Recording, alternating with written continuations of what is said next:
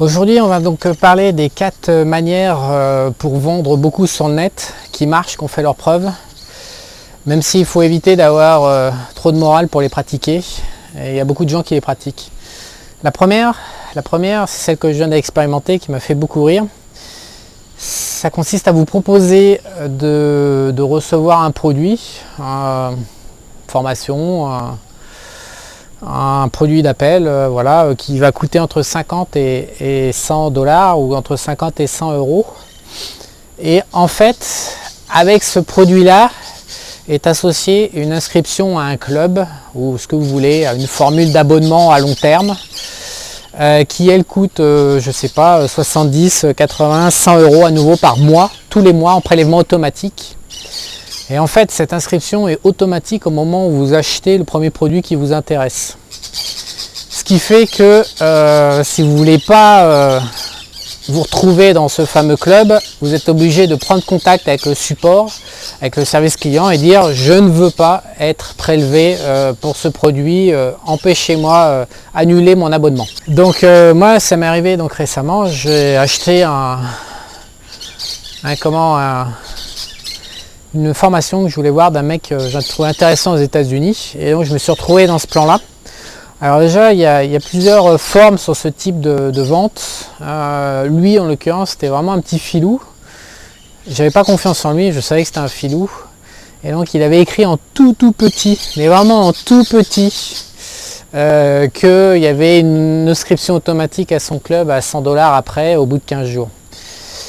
Et là où, comment ces gens font pour vendre beaucoup? Alors déjà, ils écrivent vraiment en tout petit les engagements, enfin le piège dans lequel on est en train de tomber. Donc si on connaît pas si on cherche pas la petite bébête, eh ben on passe au travers. Donc on surveille même pas à se désabonner, ou on surveille même pas qu'il y a un premier prélèvement automatique. Et généralement, on va s'apercevoir qu'au bout d'1 ou 2 mois. Mais en plus, j'ai tout simplement, donc moi j'ai bien compris l'astuce, j'ai voulu me désabonner. Et là, on est rentré dans un plan où ils jouent la montre. C'est vraiment des bâtards finis. Ils ont joué la montre, donc j'ai envoyé un premier mail en disant bonjour, je veux pas être inscrit, veuillez me désabonner des prélèvements automatiques. Donc ils ont attendu 3 ou 4 jours, je crois, pour me répondre. Donc je vous rappelle que le délai total c'est 2 semaines. Donc ils ont attendu 3 ou 4 jours pour me répondre, en me disant que vraiment c'était ballot, qu'ils étaient vraiment désolés, que j'ai pas été satisfait par leurs produits. Mais ne bougez pas, monsieur de repère, nous avons pour vous un autre produit, celui-là on est sûr qu'il va vous plaire et on vous fait une ristourne de, je sais plus, 75% sur un autre produit. Et à aucun moment ils m'ont confirmé qu'ils me désinscrivaient. Donc ce que j'ai fait, c'est que j'ai fait 2 choses. J'ai répondu à cette première réponse en disant non, je suis pas intéressé, je veux que vous me confirmiez que je suis bien désinscrit. Et en même temps, j'ai relancé un nouvel email en disant bonjour, je suis tel abonné et je voudrais être désinscrit de mon prélèvement à la fin de la semaine. Donc j'ai lancé une deuxième procédure de désinscription. Et il a fallu attendre que j'attende encore 5 jours après ma deuxième réponse pour obtenir une confirmation. Et ils ne me l'ont pas confirmé textuellement, ils m'ont juste dit nous avons bien pris en compte votre message et ils m'ont baratiné encore sur une nouvelle offre. En l'occurrence, j'ai checké mon compte et ils ne m'ont pas prélevé. Mais ils n'ont jamais, à aucun moment, écrit nous vous confirmant que vous êtes bien désinscrit. Bon, j'ai trouvé ça un peu limite. Alors, il y a 2 autres variantes par rapport à cette forme de vente. Mais ça marche très bien. À Bangkok, on a rencontré récemment un mec qui travaillait dans la voyance. La voyance, c'est un peu n'importe quoi en France. Il y a 15 millions de clients. Il y a 15 millions d'abrutis finis en France qui font n'importe quoi. De la voyance, ils pensent qu'ils vont arriver sur internet et qu'ils vont avoir un site de voyant, il va y avoir un voyant, un mec spécial en chair en os qui va leur répondre et ils payent alors que c'est des robots et des ordinateurs qui sont derrière. Bon bref, ces gens-là, dans des business comme ça, de grand public, pour un peu attarder mon taux, ils utilisent énormément ce système d'abonnement avec une alerte sur l'engagement au bout de 15 jours qui est vraiment écrit petit. Et les gens oublient ou ne comprennent pas qu'ils sont engagés, ils se font tamponner une première fois un premier mois et peut-être un deuxième mois avant de réagir. Et on pourrait croire comme ça que c'est absurde de vouloir tamponner, de vouloir gratter 1 mois ou 2. En réalité, les chiffres de vente sont monstrueux et c'est très efficace comme technique de vente. Donc il y a des variantes un peu à l'américaine, pour les produits un peu plus évolués avec des gens un peu moins, qui ont un peu plus de morale. Ça consiste à vous dire que vous allez pouvoir profiter pendant 15 jours gratuits de leur offre. Donc généralement ils vendent des informations périssables, ce qui fait qu'ils n'ont pas peur de se faire pomper leur historique déjà publié à l'intérieur de l'espace client. Donc typiquement du conseil boursier par exemple, conseil boursier au bout de 15 jours ça vaut rien. Donc il vous donne accès pendant 15 jours à l'espace membre et au bout de 15 jours vous démarrez votre abonnement. Mais pour vous donner accès à l'espace gratuit, pour vous donner accès gratuitement à l'espace membre, à l'espace client, en fait vous devez donner votre carte bleue, ce qui fait qu'ils ont tout pour engager la première procédure si vous ratez la date limite de 15 jours. Donc à ça, ou alors ils vous vendent un abonnement pour 10 $ ou 5 $ et ça démarre, ça tape fort au bout de 15 jours à nouveau. Donc c'est sur le même principe. Alors la formule en tant qu'entrepreneur elle est bien, la formule à 5 $ et puis au bout de 15 jours on démarre le vrai abonnement à 100 $. Parce que finalement c'est ni plus ni moins que votre prospect qui est en train de vous payer pour découvrir votre offre et éventuellement valider un acte d'achat par lui-même. Donc c'est assez confortable, voilà. Donc ça c'est une technique qui marche bien. Mais je la trouve quand même un peu limite. Et il y a quand même quelques abus comme je viens de vous le dire pour mettre fin à l'abonnement et aux engagements. C'est parfois assez compliqué. Il faut contacter le support technique. Surtout que pour mettre fin du côté des banques aux engagements mensuels comme ça au prélèvement. Moi j'ai une carte bleue qui marche avec une banque en ligne et c'est la croix et la bannière. Il faut prendre contact avec le support. De toute façon c'est soit le support de la banque, soit le support de l'éditeur sur lequel vous avez passé l'acte d'achat. Donc dans tous les cas de figure, c'est prise de tête. Et ils le savent, et les gens qui travaillent comme ça, c'est là-dessus qu'ils comptent pour vous gratter un mois ou deux. Et sur des centaines ou des milliers de clients, de grattage en grattage en grattage, finalement, ils construisent un sérieux chiffre d'affaires. Donc ça, c'est la technique numéro 1. Alors la technique numéro 2, elle est pire, elle est plus vicelarde, mais c'est un peu le même principe. En fait, ça consiste à offrir des produits, à faire payer les frais de port. La combine, ce sont des entrepreneurs qui sont très malins à mon avis. Ils repèrent des produits tendance qui sont très demandés et des produits qui sont pas chers, genre 1 ou 2 $.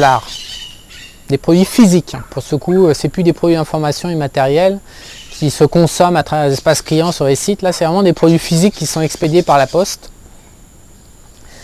Donc, ils repèrent des produits comme ça où il y a une grosse demande et des produits qui sont vendus en prix producteur à 1 ou 2 $. Et ils font une offre où ils vous expliquent qu'ils vous offrent ce produit. Voilà, vous pouvez l'avoir, ils vont vous le donner gratuitement. En revanche, tout le monde sait que pour obtenir un produit gratuit dans sa boîte aux lettres, ça coûte de l'argent et donc ils vont vous demander une participation de frais de port qui ne va pas être énorme, par exemple qui va être 10 $. 10 $ pour un produit qui pèse un peu, ça peut paraître cohérent. Et donc les gens vont d'abord, la page de vente va exploser sur les réseaux sociaux, il va y avoir des dizaines de milliers de partages partout parce que tout le monde va se dire c'est un bon plan, c'est pas cher, il nous le donne, il y a juste les frais de port à payer, donc tout le monde partage, envoie à ses potes et tout. Donc ils cartonnent au niveau marketing avec ça déjà et ils n'ont pas énormément besoin d'acheter du trafic une fois que la page de vente elle est lancée, ça devient viral puisque c'est du gratuit encore une fois. Et en fait le business model qu'il y a derrière, c'est que l'entrepreneur achète 1 ou 2 $ chez le producteur, il va payer par exemple 5 $ de frais de port réels, donc il en est à 7 $, il va marger à 3 $. On peut se dire 3 $ de bénéfice et c'est ce que se disent les consommateurs, c'est rien du tout. Le truc c'est que quand on consulte leur chiffre de vente, et aux États-Unis les marketeurs américains, c'est pas du tout comme en France où il faut vivre caché et tout. Aux États-Unis c'est show off, on affiche la réussite, on se conduit la Lamborghini devant tout le monde et tout, et on publie la réussite, les chiffres en toute transparence, voilà. Et donc on découvre que des produits gratuits qui sont en fait payants à travers les frais de port peuvent s'écouler jusqu'à 50 000 exemplaires par mois. Ils utilisent Shopify, des sites qui font des boutiques en ligne assez standardisées. Et en fait, si on calcule bien, tout d'un coup, sur les produits leaders de ce genre de personnes, 50 000 exemplaires vendus par mois, dans les meilleurs mois, ils arrivent même, j'en ai vu un qui montait à 70 000 produits écoulés. Donc 70 000 fois 2 $ ou fois 3 $, mais ça fait entre 150 000 et 200 000 $ de marge nette par mois avec cette combine. Donc j'ai trouvé ça, évidemment, ça à nouveau, il ne faut pas avoir trop de morale parce que ça repose sur sur la notion de gratuité qui en fait on fait payer en surchargeant les frais de port. Voilà, ça marche très très fort, au moins aux États-Unis. Je ne sais pas s'il y a des initiatives comme ça en France, mais aux États-Unis ça marche très très fort. Alors la troisième manière de vendre sur le net, quand on a moyennement de la morale, mais c'est vraiment utilisé pour le coup assez souvent aux États-Unis. En France, je crois qu'il y a une loi qui est passée pour limiter ça. Ça concerne le sponsoring, sans dire que c'est du sponsoring. Je me souviens d'un des top marketeurs américains, très réputé. On va le dire, il fait partie du top 10. Voilà, donc si vous connaissez le marketing, vous allez forcément l'identifier.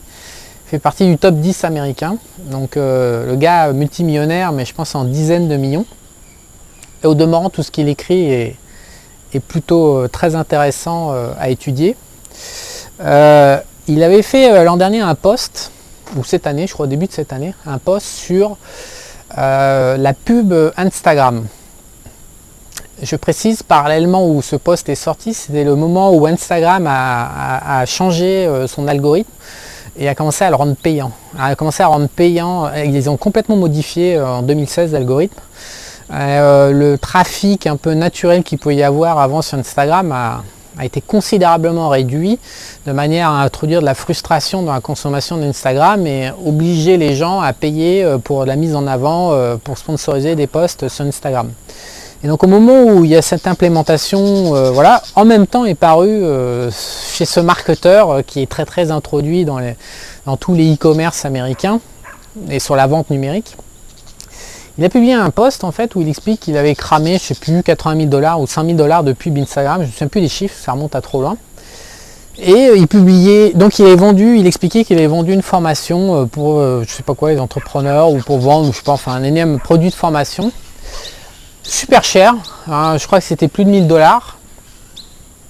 Et qu'il avait trouvé 150 clients, donc 150 fois 1000, ça donnait 150 000 $. Et donc il avait explosé voilà, ses scores de rentabilité grâce à de la pub Instagram. Donc j'avais noté ça dans un coin de ma tête.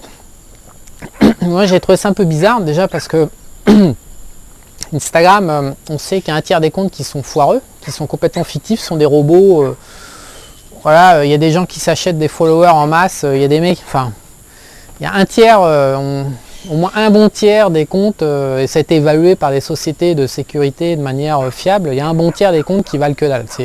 C'est des gens dans les pays émergents qui cliquent j'aime pour donner de l'envergure auprès des gens qui sont sur Instagram, auprès des stars, pour montrer qu'elles ont beaucoup de trafic, alors qu'il y a une partie qui est complètement fictif. Donc je savais ça, il y avait d'autres choses moi j'ai essayé un peu Instagram et j'avais testé pour différents trucs. Et j'étais plutôt... ça me semblait un peu bizarre. Bon donc j'ai rouvert le reporting du fameux marketeur américain en me disant où est le truc. C'est pas possible, il y a un truc, il y a une arnaque quelque part, il faut que je trouve, il faut que je comprenne, il y a un truc à comprendre. J'ai pas mis longtemps à trouver. En fait le marketeur, il avait vendu sa formation avec un abonnement mensuel.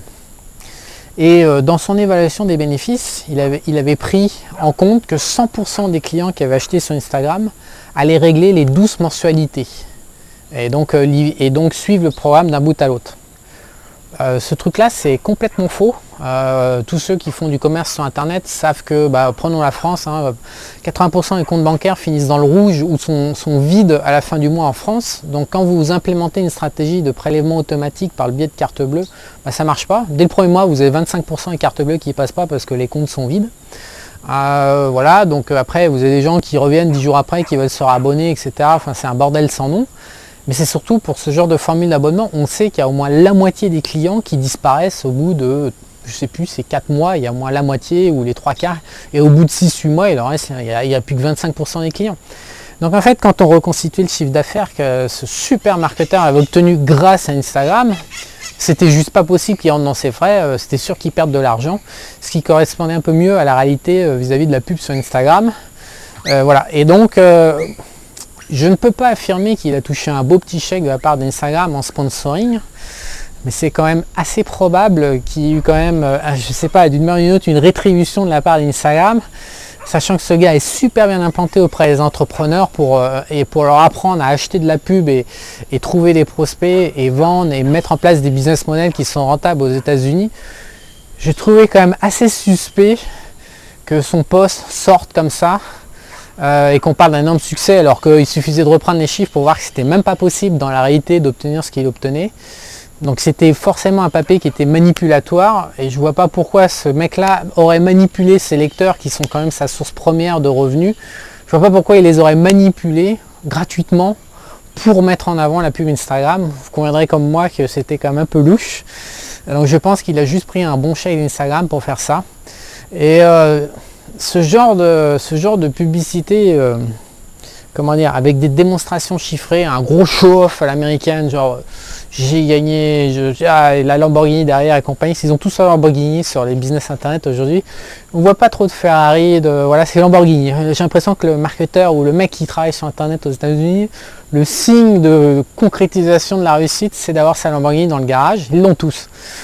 Bon bah en tout cas, moi je pense que sur ce coup-là, le mec a été sponsorisé. Et ça arrive assez régulièrement que des gens connus parlent au profit d'une marque tout en maquillant extrêmement bien et de manière très opérationnelle sous un angle exploitable pour le client et dans une mise en situation du produit.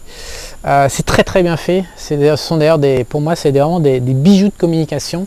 Mais enfin à la base, à la fin, c'est quand même jamais qu'une publicité qui a été faite pour essayer de nous convaincre d'acheter, en l'occurrence de la pub sur Instagram ou d'autres prestations. Voilà, donc ça c'est le numéro 3 que j'ai repéré. Et le numéro 4, alors ça m'est encore arrivé récemment. Ça arrive tout le temps. Donc ça vous devez connaître, c'est le truc qui est le plus connu en France, ça s'appelle le upsell. C'est vous achetez un produit X ou Y qui vaut par exemple 100$. Et vous donc cliquez sur procéder à la commande, donc vous tombez sur la page où vous rentrez votre carte bleue, blablabla, et vous cliquez sur commander. Et là, vous partez pas sur la solution de paiement en ligne, on vous route vers une nouvelle page de vente. On vous dit, attendez, ne fermez pas cette page-là, parce qu'on a une meilleure offre à vous proposer, un package. Et si vous la fermez tout de suite la page, vous n'y aurez pas accès et vous perdrez définitivement l'accès à cette offre. Et donc on vous met en situation de, vous savez, c'est chiant de remplir les bons de commande, personne n'a envie de retaper son adresse, sa carte bleue, son machin, son truc, on n'a pas envie de le faire deux fois, et donc on joue sur cette peur en vous disant votre commande n'est pas finie, laissez-moi vous présenter, voilà. Et donc le mec il déroule toute sa page, et tout en bas en tout petit c'est non merci, je finissais ma commande. Donc en ce moment aux États-Unis ils vous empilent 2 offres comme ça d'affilée, donc il faut cliquer une première fois sur le bouton non je finalisais ma commande et là vous retombez sur une deuxième page avec une offre encore plus fracassante, un plus gros machin et le but du jeu c'est d'augmenter le panier moyen de votre consommateur au moment où il fait son acte d'achat. On sait que 20 ou 25%, je ne sais plus, des clients disent oui à ce genre de upsell. C'est pour ça qu'ils le font tous, parce que c'est très rentable. Ça permet de faire une hausse conséquente de son chiffre d'affaires avec peu de moyens. Le truc qu'il y a, c'est que si vous avez votre email sur un autre écran qui est branché en temps réel, quand vous avez cliqué en bas de la première page pour votre premier produit, oui je veux commander, oui je confirme que j'achète, ou un bouton comme ça, votre commande est déjà passée. Moi, si vous checkez, si vous payez par PayPal, moi je paye souvent par PayPal, votre PayPal il est déjà arrivé, vous êtes déjà facturé. Donc en fait, le mec il est en train de vous traîner sur d'autres pages de vente en vous faisant peur que votre commande elle est finie et qu'elle n'est pas finie et que si vous quittez, vous n'allez pas pouvoir finaliser votre commande, il va falloir tout recommencer. Alors qu'en fait, la commande elle est déjà finalisée et même si vous quittez, votre produit sera déjà acheté. Donc c'est toujours pareil, c'est des manipulations. Donc ces 4 trucs, je trouve que c'est des manipulations au moment de l'acte d'achat. Ces manipulations du consommateur, elles se répandent de plus en plus parce que ça devient de plus en plus dur de vendre sur internet, les consommateurs sont de plus en plus exigeants et donc ça marche, il n'y a pas de souci, ils publient après leurs chiffres, donc ils se gavent les mecs. Maintenant je trouve qu'on commence à être à la frontière entre proposer son produit gentiment, voilà, expliquer pourquoi, à quoi il sert et faire des actes de vente un peu forcés, un peu manipulatoires, encore une fois, avec ces 4 combines. Je trouve qu'en fait, en ce moment, on dérive un petit peu, il y a une petite dérive, voilà. Je pense que ça marche en fait parce que le business sur Internet, contrairement à ce qu'on peut croire, n'est pas encore entré en phase de maturité. On sait qu'il n'y a que 20% des transactions aujourd'hui qui se font online. On le voit qu'Amazon est en train d'exploser la tronche aux distributeurs brick et mortar, aux distributeurs physiques avec des magasins. Amazon grimpe et les distributeurs stagnent et commencent à un peu régresser. Donc on voit qu'il y a un basculement lent mais progressif mais permanent des consommateurs du monde physique vers le monde numérique. Mais le problème c'est que ces consommateurs-là, ces nouveaux consommateurs numériques ne sont pas encore éduqués. Ils pataugent complet dans l'univers internet. Et en phase 2, ils ont des gens qui ont 5, 10, 15 ans d'expérience du net, qui savent donc toutes les combines. Et donc en ce moment, je pense qu'on est encore en période dans la phase Eldorado. On n'est pas du tout en phase de maturité. Et quand un marché n'est pas en phase de maturité, on le sait tous. Il y a des excès, il y a des soucis. Voilà, le curseur, la moralité, il n'y a pas de régulation. On voit un peu tout et n'importe quoi. Et en ce moment, je trouve que les techniques manipulatoires sont en train de se perfectionner. Alors qu'en face, le gros des consommateurs ne sont pas encore perfectionnés. Donc c'est un champ de tir en fait, hein, pour parler concrètement, c'est un champ de tir. Il y a pas mal de gars et on en voit beaucoup à Bangkok parce que il y a beaucoup de gens qui, une fois qu'ils ont un business internet qui tourne, qui se barrent de l'Europe ou des États-Unis, voilà, qui vont s'installer dans un pays comme la Thaïlande. Il y a énormément de gens qui travaillent sur internet, il y a des grosses pointures qui vivent à Bangkok, des gros SEO américains, des gros marketeurs américains. Et on les voit, ils ont 100 000, 200 000, 300 000 $ par mois peinards depuis la Thaïlande, avec un marketing de pointe comme je suis en train de vous dire. Je ne sais pas combien de temps ça va durer. Je trouve qu'on est un peu borderline. Voilà. Je ne sais pas ce que vous en pensez. Je trouve qu'on est en train de toucher à la limite, mais peut-être qu'ils vont repousser les limites, ils vont encore aller plus loin. En tout cas, je vous invite au moment où vous êtes en train d'acheter sur internet, je vous invite quand même à réfléchir, ne serait-ce que pour comprendre comment la personne qui vous vend, qu'est-ce qu'elle a eu en tête et comment elle s'y prend pour vous vendre. Il faut toujours se poser la question, comment est-ce que cette personne se prend pour me vendre son produit, et de regarder un peu le schéma. Et ça en dit assez long aujourd'hui sur à qui on s'adresse en fait. Alors c'est maintenant qu'on va se marrer tous ensemble, puisque je vais vous faire de la vente. On va entrer en phase de vente. Je vais vous parler de la formation que j'ai fait l'an dernier, qui m'a occupé comme ça pendant quelques semaines. C'est la formation qui s'appelle 5 tendances pour entreprendre d'ici 2020 malgré la crise et pour réussir. J'ai fait cette formation en fait parce que je crois à un truc qui me paraît totalement évident, c'est que des mauvais chefs d'entreprise ou des moyens chefs d'entreprise avec des produits moyens dans un secteur qui est en train de pousser, ils vont s'en sortir, alors que des chefs d'entreprise pareil, médians, avec des produits médians, dans un secteur mature, ils ne vont pas du tout s'en sortir. Je pense que dans le niveau du business, il y a des cycles de vie du produit, on le sait tous, j'invente rien du tout. Hein. C'est beaucoup plus facile de gagner de l'argent dans un secteur qui est en pleine croissance que dans un secteur qui a touché son pic et qui est en phase finale, qui arrive à maturité. C'est beaucoup plus facile de jumper. Le meilleur exemple qu'on connaît tous, c'est la téléphonie mobile. Je me souviens au début des années 2000, en 97, j'ai eu mon premier téléphone portable en 1997. À l'époque, c'était la super méga classe. On était des traders et tout.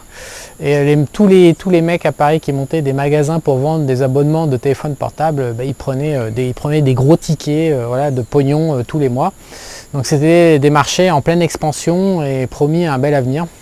Et je pense que quand on est entrepreneur, à nombre d'heures travaillées égales, il y a plutôt intérêt à réfléchir à choisir un secteur qui est bien positionné au niveau des cycles. Je me souviens avoir eu cette conversation d'ailleurs avec un chef d'entreprise au moment où j'ai quitté la France en 2009 qui faisait du garde-meubles et qui faisait une activité de déménagement et qui me parlait de son activité de déménagement. C'était un gars que j'aimais bien d'ailleurs. C'était de la merde, le déménagement c'était des emmerdes, de la gestion de problèmes humains, il y avait zéro marge, ça gagnait que dalle ou très peu. Et à côté de ça, il avait investi dans un bâtiment pour faire du garde-meubles au bord de Rennes et ça marchait beaucoup mieux. Et c'était vraiment les deux mondes en fait. C'était d'un côté un monde du stockage un secteur qui était en train de pousser avec des bons taux de rentabilité, et d'autre une activité vieille comme de plusieurs décennies qui était merdique quoi.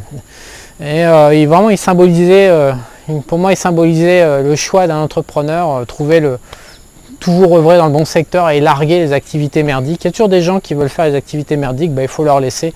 Et il vaut mieux jumper dans les secteurs qui grimpent, qui sont en phase ascensionnelle.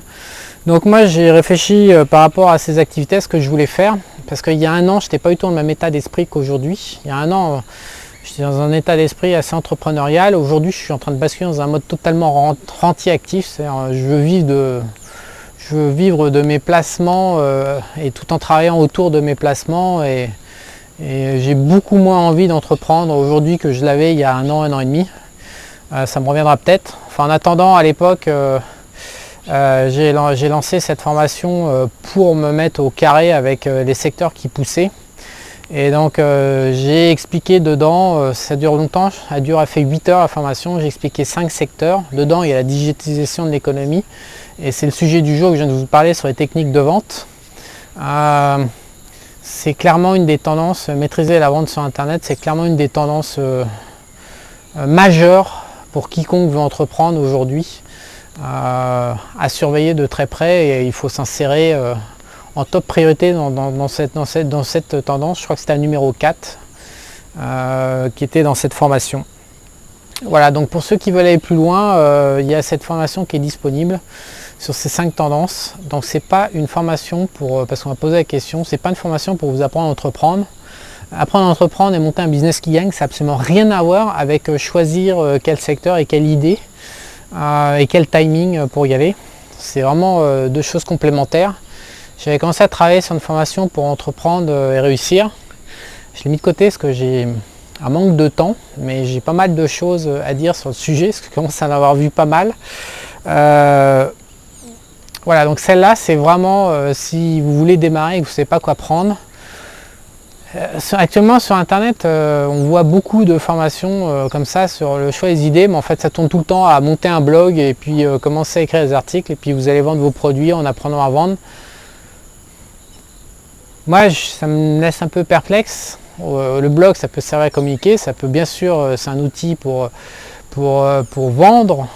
Maintenant, des secteurs dans le monde numérique, donc, tout dépend en fait combien vous voulez gagner d'argent à la base. C'est sûr que moi j'ai faim, en dessous de 10 000 €, un business m'intéresse moyen en ce moment. Je comprends quand on est salarié à 1500, 2000 € et qu'on a envie de monter, on a envie de devenir indépendant, on a envie de gagner 3-4 000, je comprends que le blogging puisse être intéressant. Mais pour avoir plus, le blogging, très rapidement on se heurte à des forces de frottement qu'il n'y a pas dans d'autres tendances, dans d'autres secteurs qui vont pousser. En fait, ce que j'essaye de dire, c'est que les secteurs que j'ai choisis, je les ai choisis en fonction du potentiel. Et je voulais pas que ça soit... bien sûr, il y a quelques blogueurs en France, il y en a 0,5% ou 0,1% qui gagnent 50 000 par mois ou 100 000 par mois. Bien sûr, ça existe, mais 99% ils gagnent, ou 95% gagnent 0. Et entre 95 et 99%, ils vont gagner quelques milliers d'euros. Donc, faire une activité avec une probabilité de gagner plus de 10 000 € et il y a 1% dedans, je trouvais pas ça, moi ça m'intéressait pas trop, donc j'ai pas du tout pris l'axe qui est actuellement très mis en avant dans toutes les formations, dans tous les lancements orchestrés qu'on voit actuellement sur le net. On voit des gens qui mettent en avant le fait que la solution pour quitter Ahrefs, ça consiste à bloguer et ils sont en train d'acheter auprès d'un blogueur à succès, où il y a une dizaine de blogueurs à succès qui vendent comment bloguer à succès. Donc ça, je trouve que ça fait une espèce de référence, ça fait un cercle. Et moi, ce que je regarde tout le temps pour ces blogueurs-là qui nous proposent de devenir blogueurs pour gagner de l'argent, je regarde tout le temps s'ils ont réussi à monter des business à côté dans la vraie économie en fait, en vendant des vrais produits. Et malheureusement, c'est rarement le cas. Ils sont soit investisseurs passifs, mais ils n'ont pas enregistré, c'est rare ceux qui ont enregistré un succès avec une vraie entreprise, entre guillemets une vraie entreprise, c'est-à-dire qui vend des produits autres que je vais t'apprendre à vendre comme moi je suis en train de te vendre mon produit. Voilà, donc ma formation, elle ne rentre pas du tout dans cet univers-là, elle rentre vraiment dans les secteurs réels où j'analyse les concurrences, les produits, les entreprises, les intervenants, et puis je vous donne Je me suis dit que si j'allais là-dedans, quelle stratégie je mettrais en place. Enfin et surtout, c'est une stratégie, c'est une formation en fait qui se met dans la peau d'un entrepreneur français. Parce que je fais pas mal de trucs en fonction de moi forcément, et comme je suis expatrié, j'ai pas du tout les mêmes contraintes, mais cette formation-là, je l'ai vraiment conçue pour être exploitable par un Français qui reste en France, même si je pense qu'il faut être un peu fou pour entreprendre aujourd'hui en France. Il y a beaucoup de fous en France. Donc j'ai fait une formation pour ces gens un peu idéalistes encore, qui veulent se battre pour la France et payer leurs 66% d'impôts. Bon courage et bonne chance. C'est tout ce que je peux vous dire. Voilà. Je vous dis à bientôt.